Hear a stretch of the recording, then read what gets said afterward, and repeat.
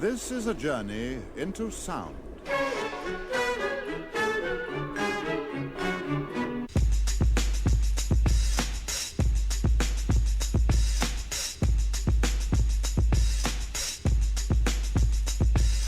This is a journey into sound. A journey which along the way will bring to you new color, new dimension, new value.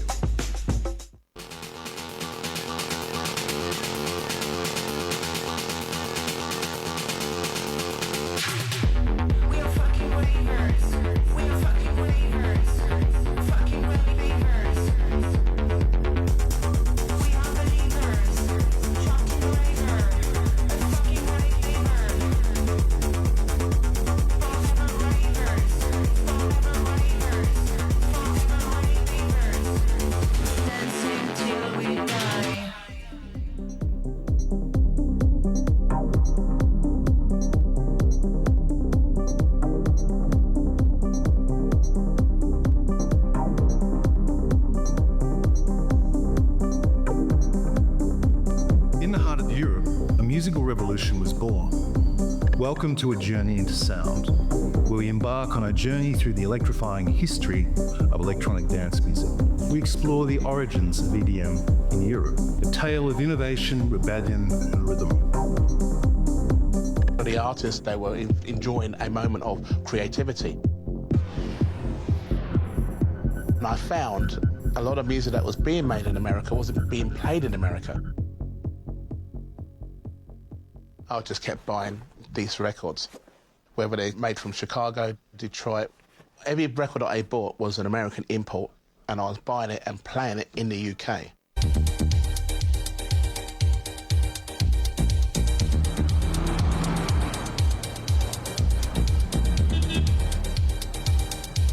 The birth of house music and then the birth of the Detroit sound did have a profound effect on what we were playing as DJs in the UK. It wasn't really fashionable to be a DJ. You could identify yourself by playing music that you and your friends loved that kind of wasn't on the radio. Trevor Fun, he was a big DJ in Britain as I was growing up. I got to meet him, to hang out with him, and really got excited by what he introduced me to. The British interpretation of what America was doing.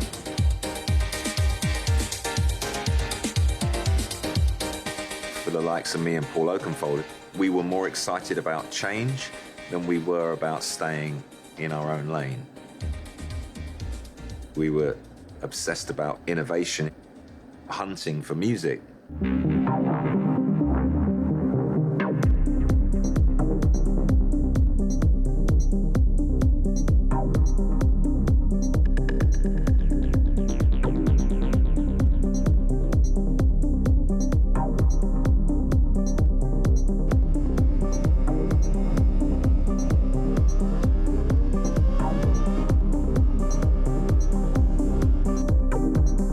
This is Berlin, a city world-renowned for its nightlife, its beating heart of electronic music and freedom.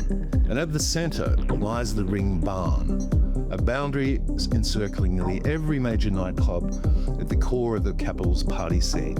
Over 90% of Berlin's nightlife is concentrated in just 10 of the city's 96 neighborhoods, a cultural core unlike anywhere else in the world. And that concentration shapes more than just the city's identity, it drives the economy. Before the pandemic, tourism related to the club scene generated around 1.5 billion euros in a single year for the city, more than twice the revenue of Germany's most famous football powerhouse, Bayern Munich, made in the same year. I have played a lot in Germany in different parts, but the thing that I think resonates so strongly with Germany is if you understand the culture of Germany, there is this stoicism and this angularity to the language. I studied architecture, so Bauhaus design was something that really influenced and informed me. So if you kind of draw from the shapes of the buildings, the brutalism of some of the forms of materials, that informs the language of the music. The cadence that they speak is very metronomic and very rigid, almost rectangular. It totally makes perfect sense why techno connects so strongly with Germany, from my point anyway.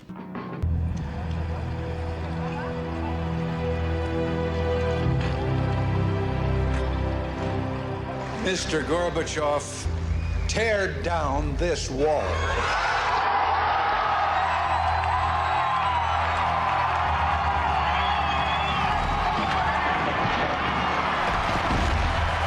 There was this explosion of openness. A lot of the problems of the past just started to fade away. The wall had come down and the world was becoming a more prosperous place. And I feel like the Love Parade was very much a reflection of that, like this new youth culture that wasn't burdened by the prejudices of the past.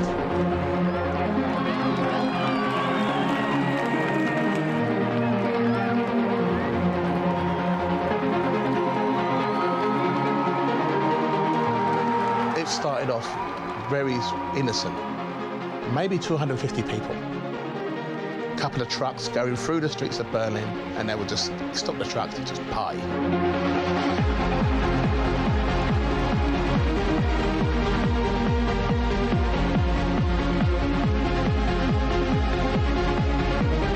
East and West come together and brought people who are into dance music to basically celebrate life. The same spirit that went into the illegal raves in the UK. It was pretty crazy for the way it grew through the first 5 years of the 90s was insane. The scale of it was just unreal. Yeah, Love Parade was something also, I would say the first big event what has 1 million people on the street. And then you could see everyone was dancing to techno and house and EDM, you know, and it was incredible to see like people enjoy the freedom, the peace, you know, and especially in the city where I mostly grew up, you know, and yeah, people enjoyed this new thing, you know, and dancing to techno and this 1 million people, you know, and yeah. Love Parade's Berlin, you know, it was over 1 million people, and if you can imagine where I came from in life as a DJ growing up, in a very small town called Carshalton in Surrey in the UK, and some people would know it, most people don't. And I used to do school discos and family birthday parties and this kind of things. And at that particular time, you know, my biggest audience in my early days was probably around about 50 to 60 people.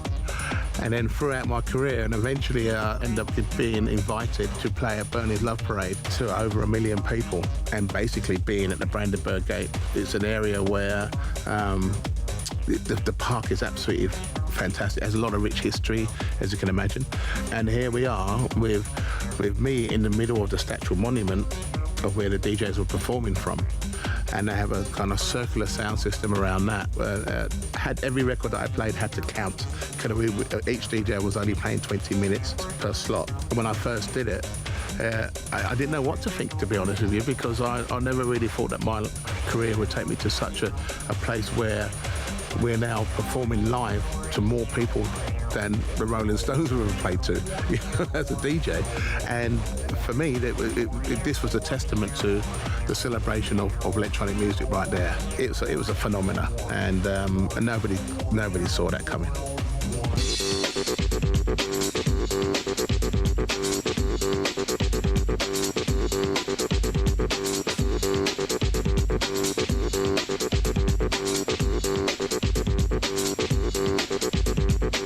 I have amazing memories of playing at the Love Parade in Berlin in the mid-90s, 95, 96, 97.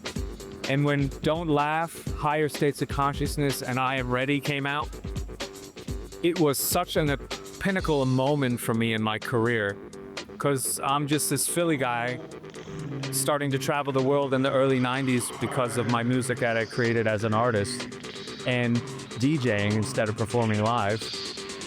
And all these like 750,000, 1 million people in the streets of Berlin when it was such a unique,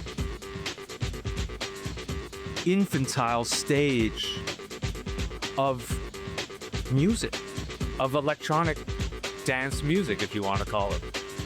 And to hear one of these 3 songs played on different areas in the Love Parade, in the clubs, on the floats, on the trucks, it was an amazing feeling and sensation. One that I wish I could bottle, and one I wish everybody had the chance to feel one time in their life if they're aspiring to be a DJ. I'm here in Berlin. It's a city which was once divided, yet always alive with creative energy. In the shadow of the wall, a new form of techno exploded.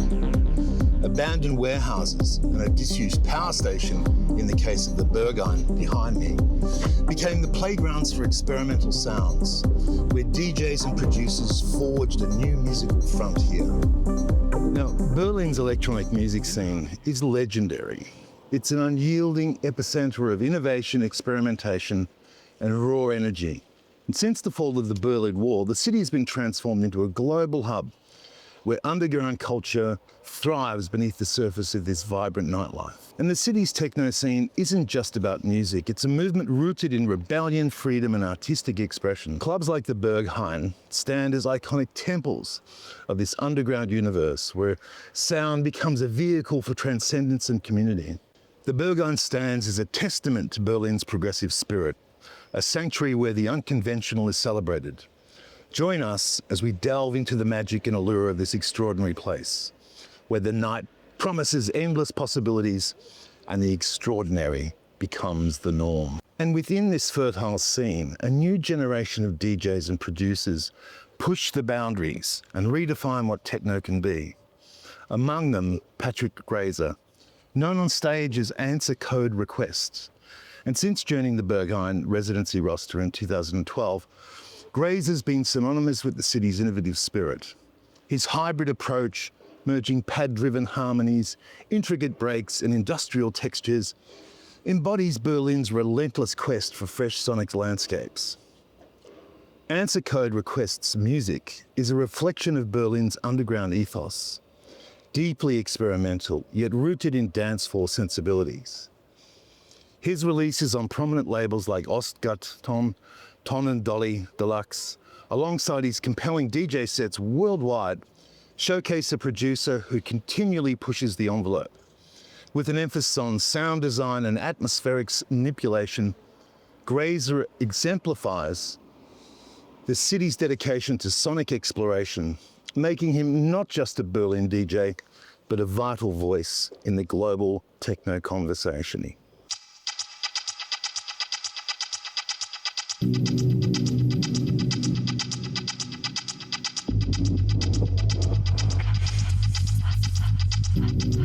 I'm Patrick Grazer, aka Answer Code Request. I live in Berlin. I grew up in part of East Germany, and I live here now for like more than 22 years in Berlin, and I'm a part of a bit of underground Berlin scene. I'm DJ and producer. Have my own label, Answer Code Request. I mean, Kraftwerk was a big inspiration for everyone in the world, I guess, but especially in Germany because they were the headliners into synth sounds, electronic music. They were the pioneers, and I also went to concerts early in the back in the days, and also of course they inspired us Germans maybe because of their sound and the machines. I mean, a lot of electronic bands also inspired me, like Kraftwerk and Techno drums.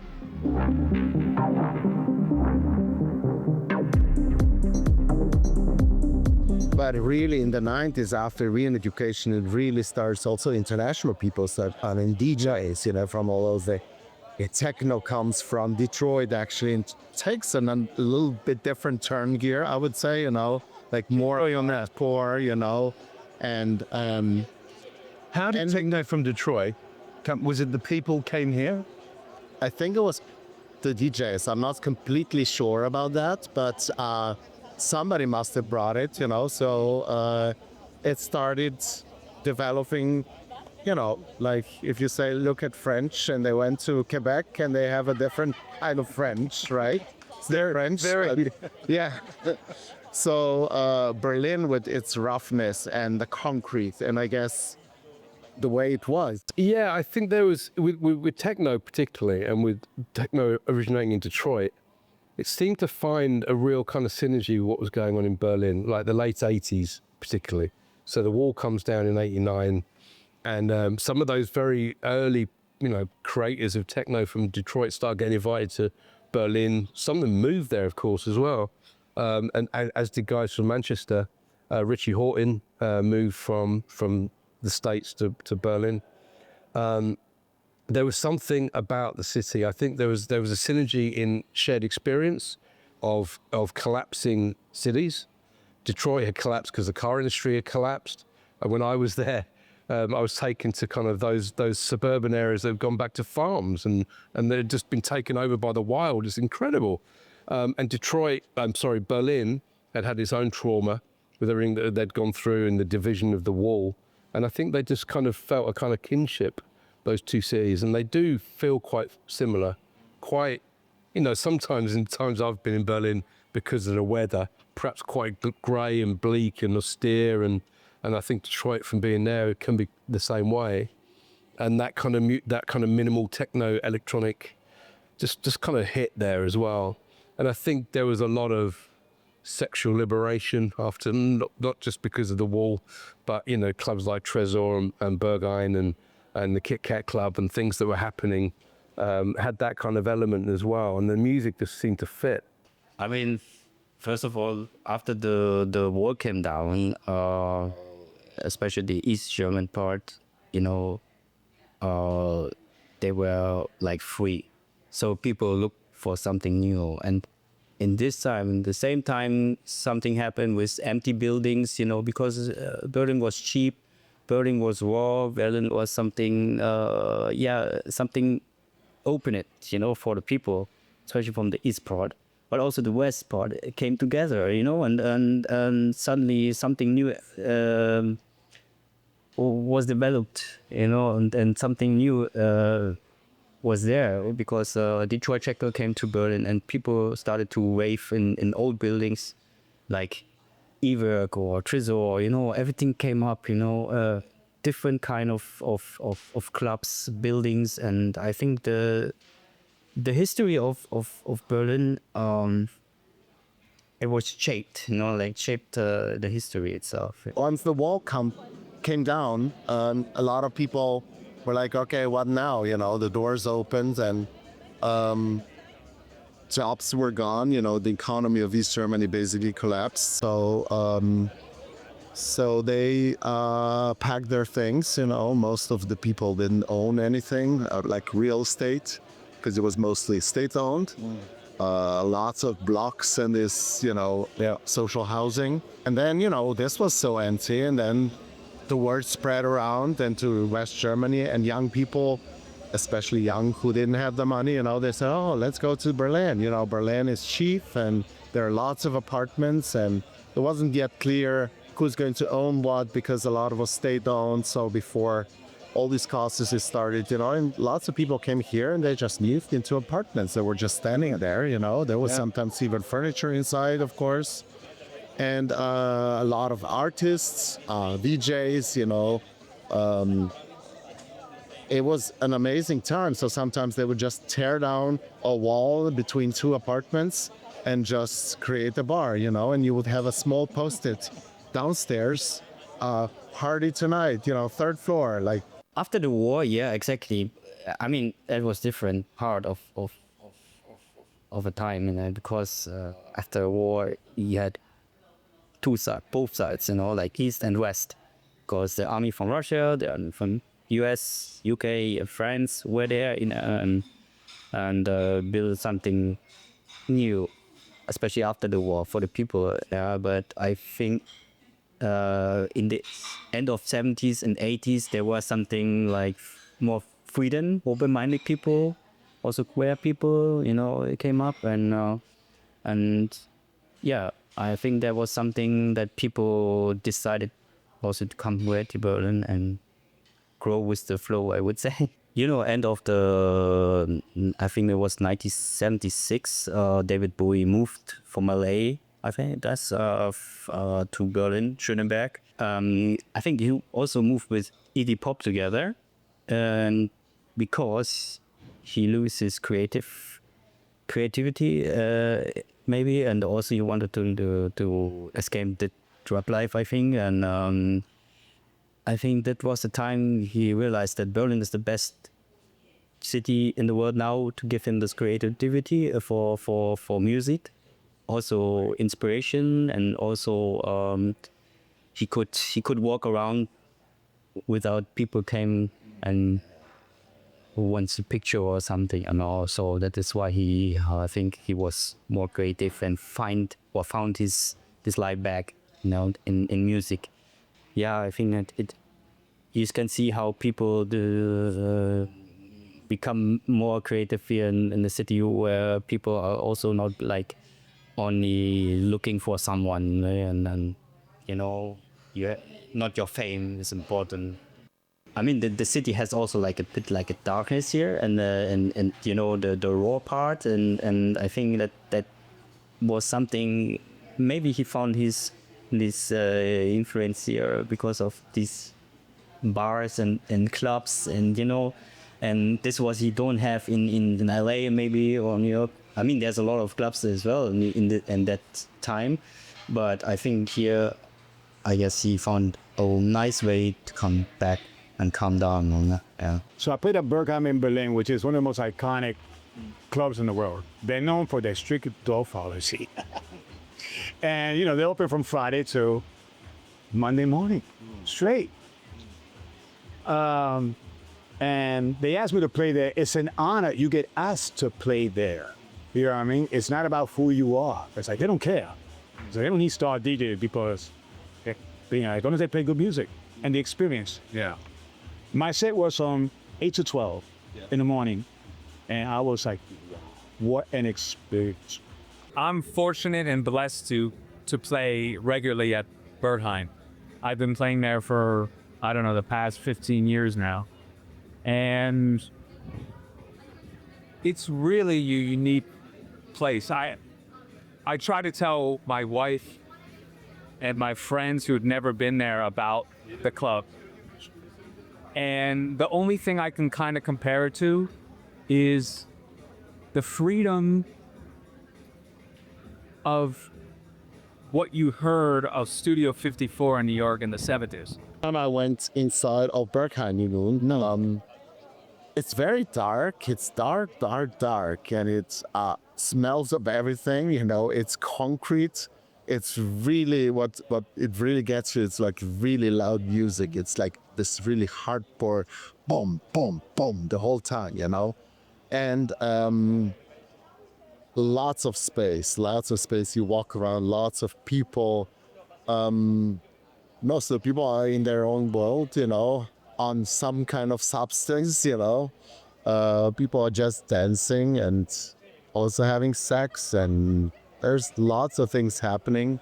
But it's just something that you can't really find anywhere else. It's such a unique building. It used to be, I think, a power station a bit more, and it's completely stripped inside, so it's just raw concrete and pillars. And I saw it once during Corona or COVID. I went in, there was an amazing exhibition about what Berlin was like millions of years ago, and we just laid there on the floor. They had cushions, and we were watching a film about swamp, actually. It was very kind of bizarre, but it was very nice, and you could see the whole building actually in its glory. Well, and there was light coming from different, also natural light, which you don't really see when you go to the club, because it's usually night, but it can be also during the day. Lots of people there on Sunday. But the thing is, like, to play in Berghain is you can play wherever you want. This is a good thing. You don't need to play this like only techno. No, you can play also different stuff, like different genres, drum bass, experimental tracks. The best slots are the warm-ups and the closing sets, because the closing sets are long. They could be more than 10 or 12 hours, and the warm-ups are, you can start with ambient, you can start, broken beat stuff, and also drum bass, and you tell the people a story, and the club has such an incredible crowd inside, because they're open-minded, you go there because there's no pictures allowed. Yeah, even like I've heard a lot of times that people even died of overdoses on GHB, Nobody officially dies in Berghain. It's always in a hospital, but I would say the vibe there inside is incredible, because it's sweaty, it's you don't have to be worried about anything, like also there's fights or anything. There's only peace inside. So this is what I feel like it's pretty important to have these kind of clubs and enjoy the music. The music is important.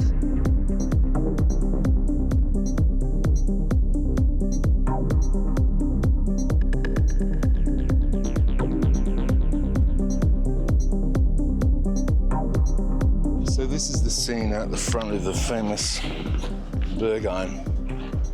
It's the taxis. So it's Sunday night. I'm here in Berlin, a city which was once divided by a wall, yet always alive with creative energy. And in the shadow of the wall, Techno was born. Abandoned warehouses and a disused power station, in the case of the Berghain, which is behind me, became the playgrounds for experimental sounds, where DJs and producers forged a new musical frontier. Pioneers like Tangerine Dream and Kraftwerk laid the foundation with their groundbreaking electronic sounds. Their music transcended borders, inspiring a new generation. Haben Sie Feuer, bitte?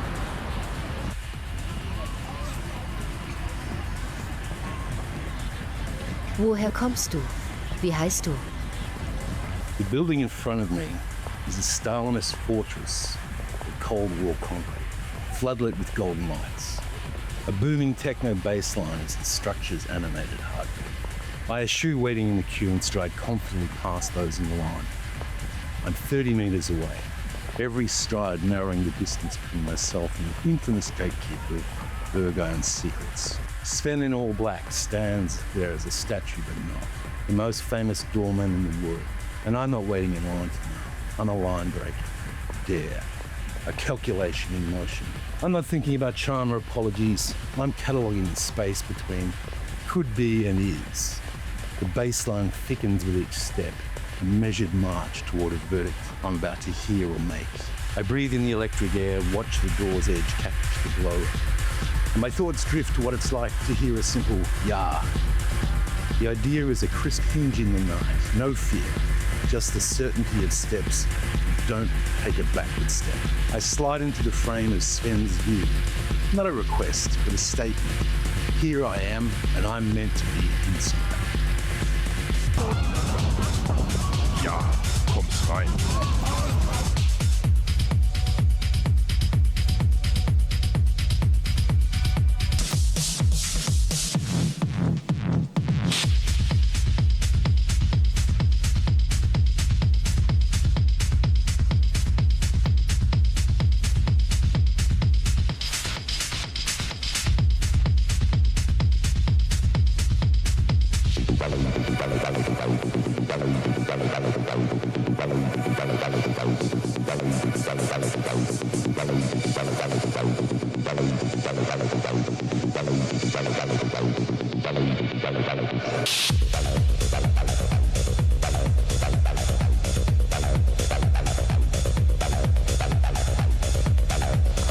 Beyond the music, Berghain offers a hedonistic atmosphere where freedom and exploration reign.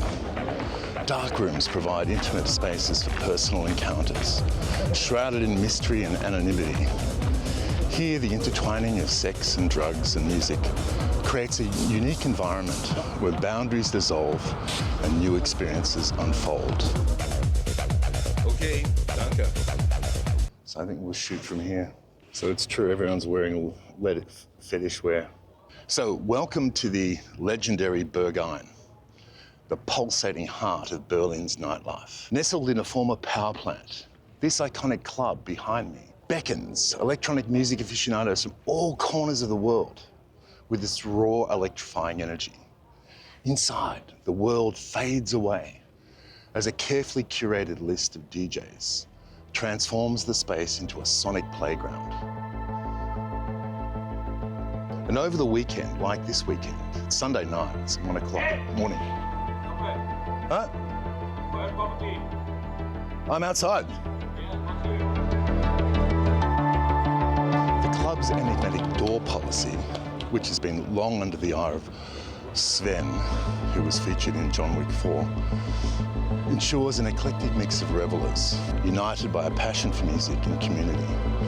Within the walls behind me, diversity thrives and anonymity is revered, allowing individuals to explore their desires without any judgment. Berlino ha, con la musica, con la città, queste poche costruzioni rimaste della storia, queste costruzioni moderne, e poi la musica, Berlino, Berghain, gli altri club, i piccoli club, insomma devo dire che è sempre un'emozione andare a Berlino, molto bella la città. Sì, Sven è un'icona super cool della musica, della moda, insomma, quello è stato alcuni mesi fa, sono andato lì per i 20 anni di Berghain, con un amico DJ che suonava al closing, al panorama, e c'era lì Sven, sempre appena dentro la porta. Adesso non fa più proprio la porta, ma era appena dentro, c'era Sven. Persona super speciale. Yeah, I mean, yeah, Sven is totally a person who you recognize more. Like he started at old Osgood as a bouncer, yeah. So and a photographer. He's a good photographer. He's doing a lot of things beside, like in Ibiza, but he's not every time at the door anymore. So I mean, of course, he's also busy. Maybe he's enjoying it, but I cannot. I mean, I really respect the bouncers there because they have to queue every weekend there. I have to. I mean, protect the people, protect the club, and so. Sven is a famous photographer. I just the first time I heard about him or saw him, he was just this guy with like crazy tattoos on his face, kind of scary. And lots of people are just hoping that it will be Sven if they get rejected. It's not always Sven, of course. But he's quite a character and a famous, I guess, in Berlin, he's quite famous, and famous photographers. I think famous for photography, but also famous for Berghain. People who don't go to Berghain will probably maybe heard something or they don't know really, But yeah, he's been there since the start, I think. I'm here outside the Berghain, and they're flashing lights at me again. Hey man, stop this! I'm outside. Okay.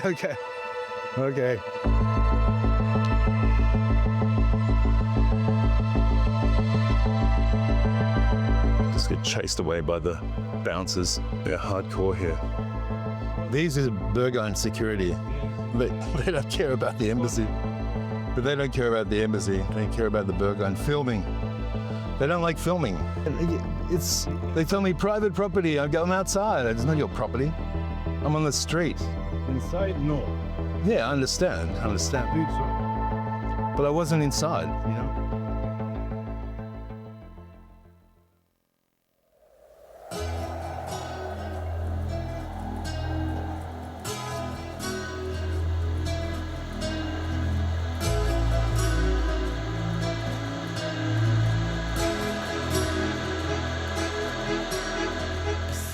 Meanwhile, across the North Sea, Manchester was crafting its own revolution.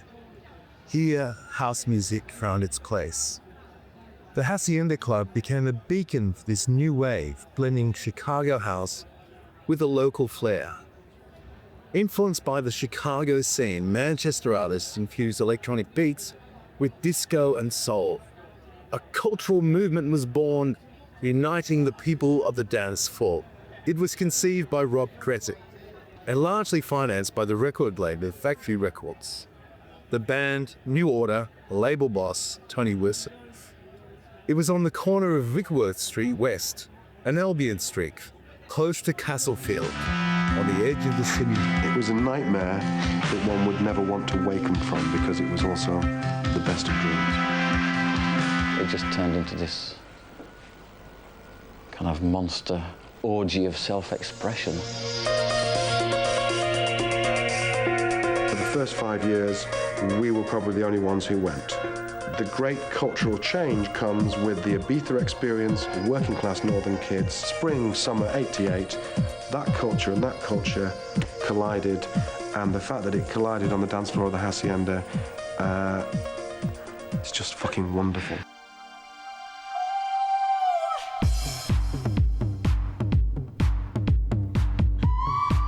Graham Park is a renowned British DJ and music producer whose influence on the Manchester scene and global electronic dance music scene is profound. He was born in Aberdeen in Scotland, raised in Fife, and he was working in record stores. Park's passion for music blossomed in the vibrant cultural landscape of Manchester during the late 1970s and early 1980s. His early DJing career was shaped by the burgeoning acid house and rave sounds, which laid the groundwork for his reputation as a pioneering force in dance music.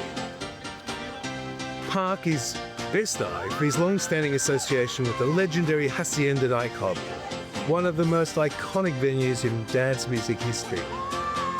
And as a resident DJ at the Hacienda for its opening in 1982, he played a crucial role in shaping the club's legendary status. His eclectic sets, blending house, techno, acid sounds, helped define the Hacienda's innovative music identity and helped introduce Manchester into the global EDM scene. His ability to curate captivating and energetic playlists made him a favorite among clubbers and music enthusiasts alike.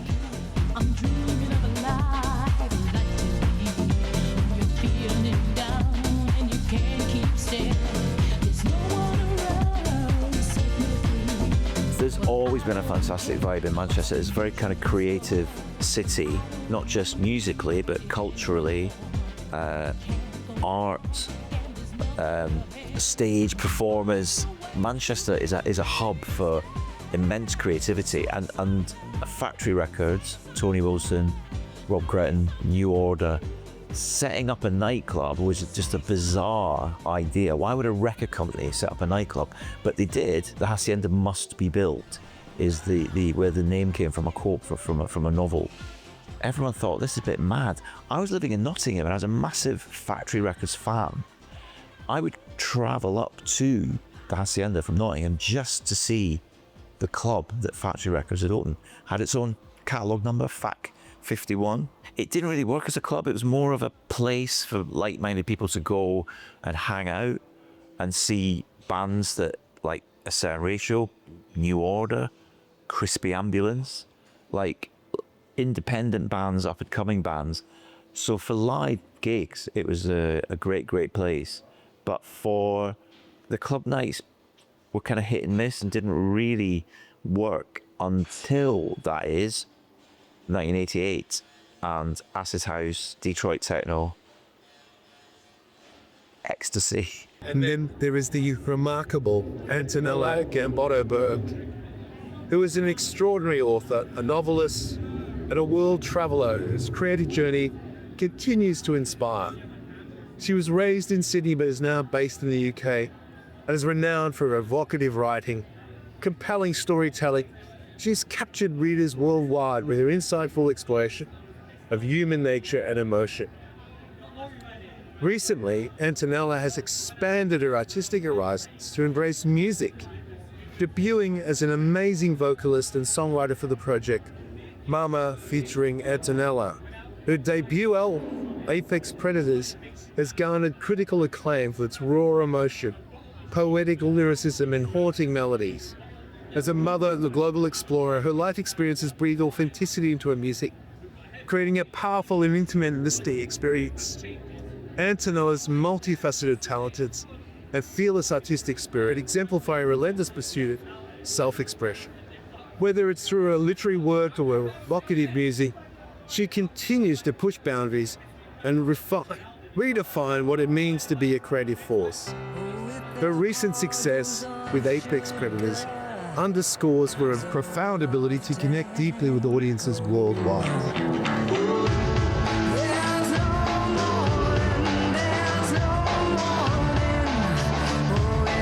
My name is Antonella Gambotto-Burke. I'm the author of various books. I also work for a number of major newspapers. I've worked for the NME, Rolling Stone, the Sunday Times, the Weekend Australian, Globe and Mail, South China Morning Post, Vogue, Harper's Bazaar, everybody. And in England, the general standard of living is much lower. There's a lot more poverty. Manchester in particular had been blown to smithereens during World War II. Enormous poverty, hugely industrial city, and rain. So you put all those ingredients together, particularly during the unrest of punk, social unrest throughout England and Thatcher and the rest of it. And you start getting the creatives blowing up. I mean, poverty is a great catalyst for creativity, because when you can't get a job, or the only jobs available are terrible, terrible jobs that nobody would want, you are going to start looking for a way out.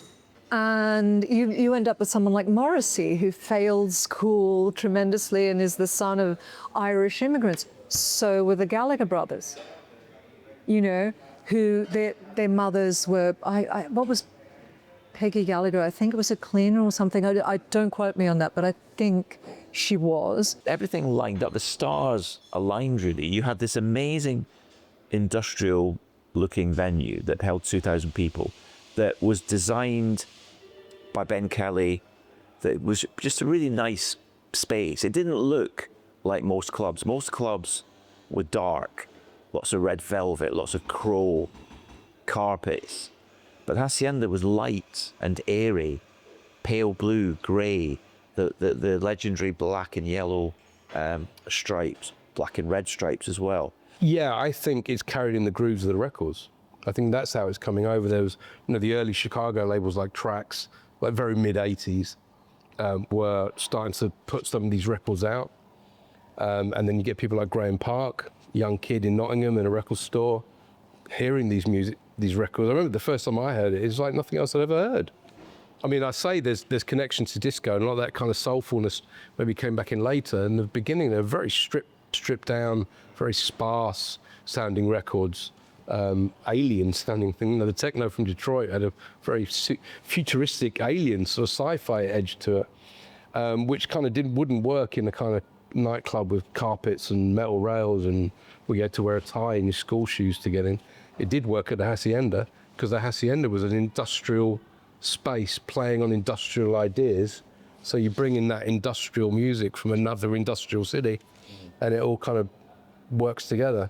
But also, 1980s UK was pretty grim. Unemployment was high. You had a right-wing government led by Mrs. Thatcher.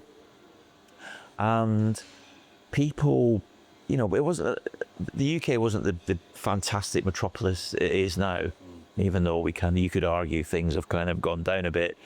And people were ready for something different. They wanted to react against how rubbish everything was. So acid house, ecstasy, and the fact that people came to Hacienda to hear this music, me, Mike Pickering, John Da Silva, playing this amazing music. But it's the first time that nobody cared who everyone was. if you were a builder or a barrister or a nurse or a teacher or unemployed or a student, gay, straight, didn't matter what ethnicity you were, everybody just came together. And that was like an early example of inclusivity in clubs in the UK, because I'd been a DJ for a few years before I started at Hacienda, and clubs and tribes kind of kept to themselves, but suddenly nobody cared anymore, and it was just euphoria on the dance floor. Obviously this little pill, this MDMA pill, contributed to that euphoria, but the music as well.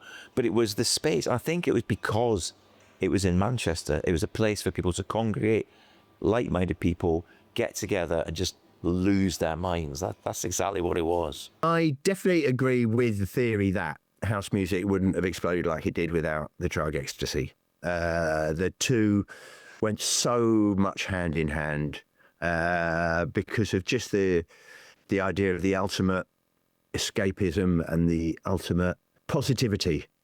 There was a positivity about house music, and it was all about bringing us all together, and it was all about love and freedom and connection, and ecstasy really had that same effect on people. As I said before, intoxicants and music do pretty much the same things, and if there was a drug that would be paired with house music, shall we say, like wine pairing, then the two serve the same purpose, which is the most intense connection with the most intense escapism from life. Which is probably the dance music in its purest form, not there as a way of solidarity amongst slaves, or it's just a communal escape from reality to a better place, better days. People who are saying we do not want to end up working in a factory, we don't want to be on the dole for the rest of our lives. Yep. How do we get out? Because our education is subpar. We have no connections. Our parents support art. And, another place that reigned, had lots of poverty and desperation, Seattle. Same, there is a parallel between Seattle and Manchester in that respect. I mean, producing this extraordinary music, and the MDMA, getting back to the drug issue, created an entirely different vibe.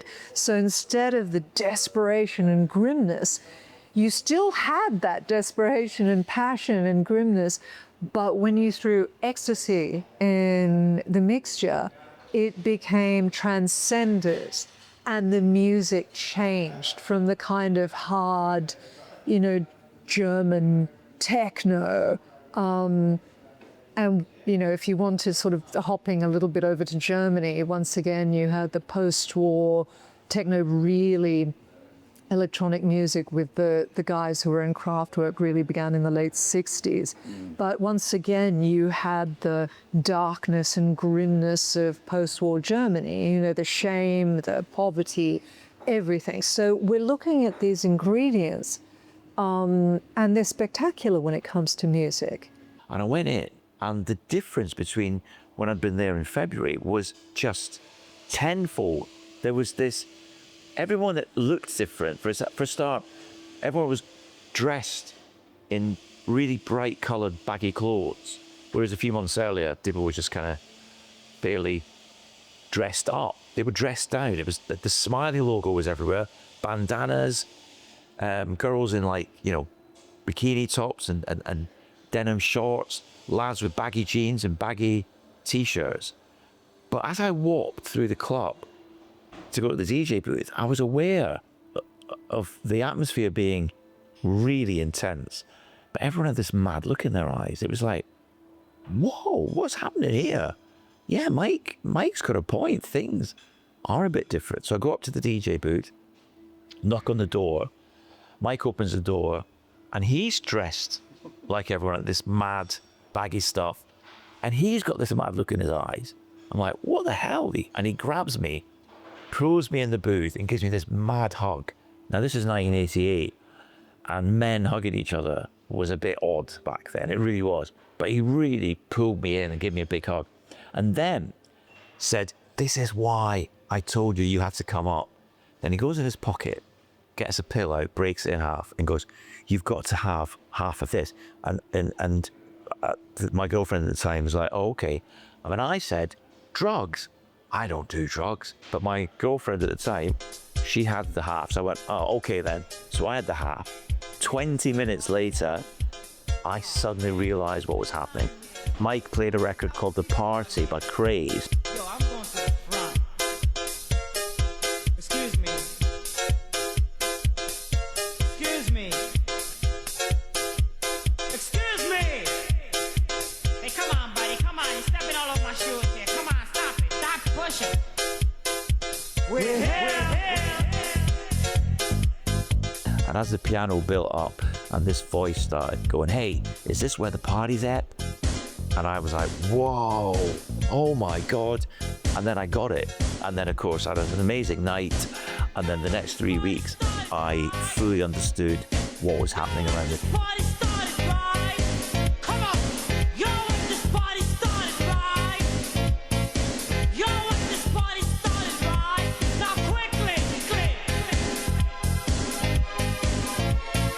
Somebody would have said, "Oh, this is what's happening." But to have that knowledge the week before, I think was really important. And that really was the start of what kind of morphed and developed into the Summer of Love 1988 in Manchester, Liverpool, Leeds, Nottingham, the Midlands of the North, and then spreading down to London by the end of the summer. So the value of nightlife, the value of club culture is so important in terms of the culture of a society like Manchester, like England, like the UK in general. We had a particularly restrictive Conservative government recently that were kind of shutting down the arts, humanities and music. And it just leaves you thinking, why do you think people come to the UK? They don't come for our quality middle management, do they? We can't all be data analysts. They come for the cult, they come for the Beatles. They come for the Hacienda, they come for the Stone Roses. That's what makes us as a society, and that's what was going on at the time. In my last book, bizarrely, well, not bizarrely, I was writing about Saturday Night Fever because I think it all comes down to that archetype of Tony Manero, John Travolta. In the week, he just works in a paint store, dead-end job. On Saturday night, he gets to peacock on the dance floor and become the best version of himself. And that kind of spirit is what carries on, I think, now. When you meet people, the dance floor, the Hacienda, was a great leveler. That's what everyone always says. There'd be gangsters and transvestites and students and locals and kind of international people and just the most amazing mix of people. It was a great leveler.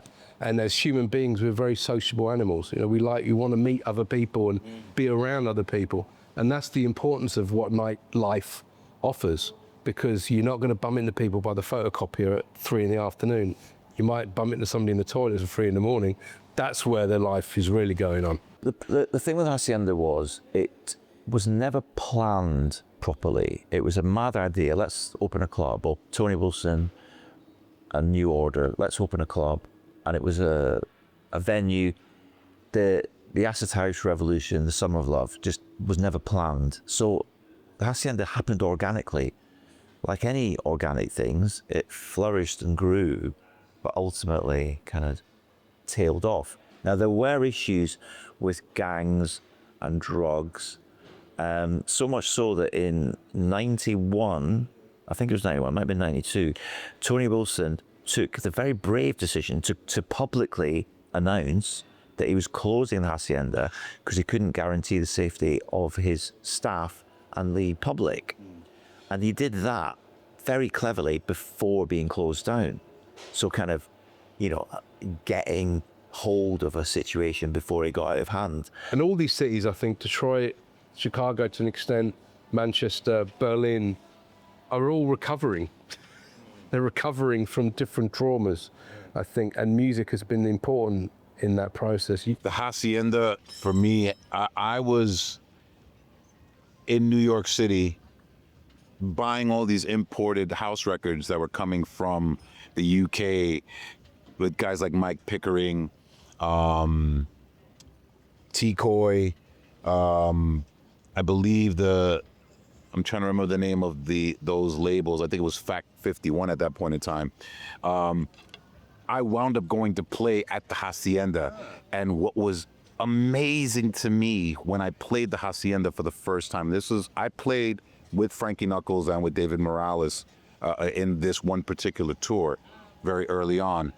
And the energy in that room reminded me of the energy in places like Paradise Garage and then later on Red Zone, the Tunnel in New York City. There was this real connected energy with the crowd that was really there for the music. People were dancing with each other. It wasn't so much facing the booth as it was the energy pulled towards the DJ booth. I saw M People, Mike Pickering with M People there. And I think, again, there is a starkness to Manchester. It's a rough city. And I think the need to escape that kind of stark landscape means that when people go to certain places or certain clubs, it really is like, here's where I can let go and then find that joy in the community in a place where maybe I don't get it at home or on my block. And I felt that at the Hacienda. And it's really interesting how the sound of Hacienda for me is always pianos. Really? Massive piano-driven tracks that just had this energy, and I would play those, and the connection and the reaction I would get when I played the Hacienda, it just, as I was coming up in New York, I was hearing about the Hacienda, and until I'd gone there, I was like, I wonder how this matches up to Paradise Garage or these other places, and I was like, wow, this feels real familiar. When I was first playing in England, the Hacienda was known as the what they called it, the Northern Soul, or it's like, because I was doing Ministry of Sound, I was doing Renaissance, I was doing Cream in Liverpool, and here was a Hacienda, and everybody talked about the Hacienda, and at that time there was Mike Pickering and Grandpa, that I still do the Hacienda events to this day. Wow. I think if I had to say the four most, well, back then it was Ministry of Sound, Renaissance, Cream in Liverpool.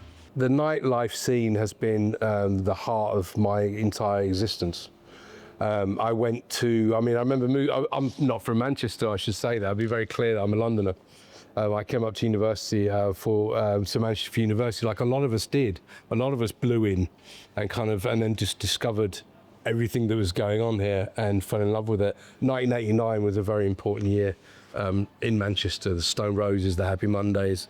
And my flatmate said, there's this nightclub called the Hacienda, we should probably go and have a look.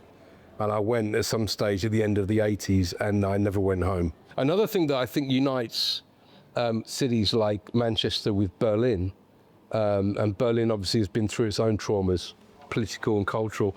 Manchester has been through an economic trauma. This was the first industrial city, so it's come out of that and being the first post-industrial city. So a lot of it was derelict. A lot of the buildings are derelict. The windows are put in. There's a nightclub called Sankey Soap that maybe we'll go to it.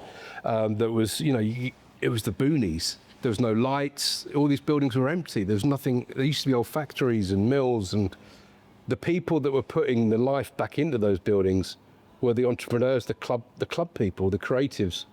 And they brought people into those areas at a time when no one would ever go there, and started the kind of the revolution that turned into people switching on eventually and realizing there could be apartments and office blocks, and that's what they want to turn everything into, but it's not the real quintessential heart of what started.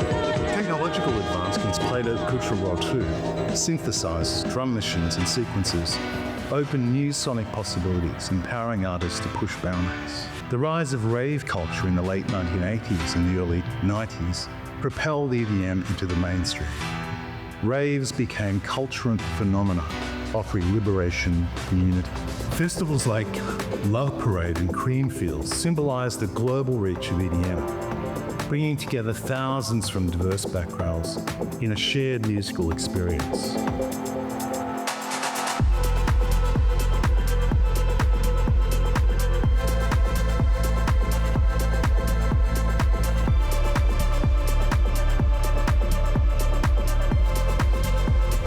as we conclude this journey through the origins of EDM, we see a genre that transcends boundaries and unites communities.